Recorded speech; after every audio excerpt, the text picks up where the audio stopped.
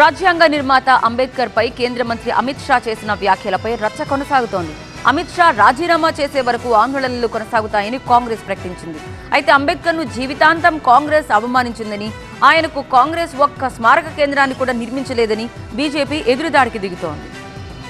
అంబేద్కర్ పై కేంద్ర హోంశాఖ మంత్రి అమిత్ షా చేసిన వ్యాఖ్యలపై నిరసనలను మరింత ఉధృతం చేయాలని కాంగ్రెస్ నిర్ణయించింది. రాజ్యసభ సాక్షిగా రాజ్యాంగ నిర్మాతను అవమానించిన అమిత్ షా వెంటనే తన పదవికి రాజీనామా చేయాలని కాంగ్రెస్ నేతలు డిమాండ్ చేస్తున్నారు. హర్యానాలోని రోహతక్ లో కాంగ్రెస్ భారీ ప్రదర్శన నిర్వహించింది. మాజీ సీఎం భూపేందర్ హూడా నేతృత్వంలో వందలాది మంది కార్యకర్తలు ఆందోళన చేపట్టారు. అంబేద్కర్ ను అమిత్ షా అవమానించడం తాము సహించలేకపోతున్నామని అన్నారు హూడా. అమిత్ షా రాజీనామా చేసే వరకు తమ ఆందోళన కొనసాగుతుందని ప్రకటించారు. అయితే అమిత్ షా వ్యాఖ్యలను కాంగ్రెస్ వక్రీకరిస్తోందని ఆరోపిస్తున్నారు బీజేపీ నేతలు. అంబేద్కర్ ను కాంగ్రెస్ నేతలు ఎన్నోసార్లు అవమానించారని అన్నారు ఉత్తరప్రదేశ్ సీఎం యోగి ఆదిత్యనాథ్. ఢిల్లీలో అంబేద్కర్ స్మారక కేంద్రాన్ని వాజ్పేయి హయాంలోనే నిర్మించారని అన్నారు. ఓబీసీల రిజర్వేషన్ కు కాంగ్రెస్ వ్యతిరేకమన్నారు. ముస్లింలకు మాత్రమే రిజర్వేషన్లు ఉండాలన్నది కాంగ్రెస్ నేతల అభిమతమన్నారు యోగి.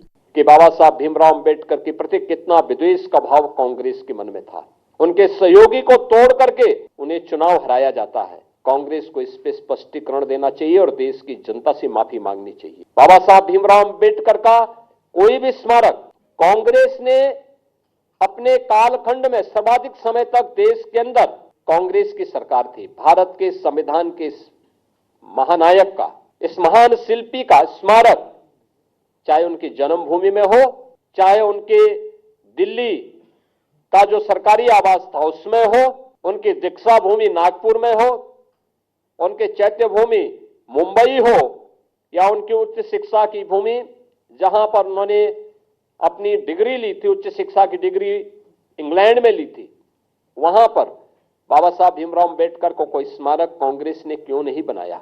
कांग्रेस को इस पर भी सफाई देनी चाहिए और देश की संसद में से राहुल गांधी के द्वारा देश की संवैधानिक मर्यादाओं को, संसदीय परंपराओं को तार तार करते हुए जो बिल की प्रतियां फाड़ी थी. మరోవైపు హైదరాబాద్ లో కూడా కాంగ్రెస్ శ్రేణులు భారీ ఆందోళన చేపట్టాయి. అమిత్ షా తన వ్యాఖ్యలకు క్షమాపణలు చెప్పాలని డిమాండ్ చేశారు తెలంగాణ పీసీసీ అధ్యక్షుడు మహేష్ కుమార్ గౌడ్.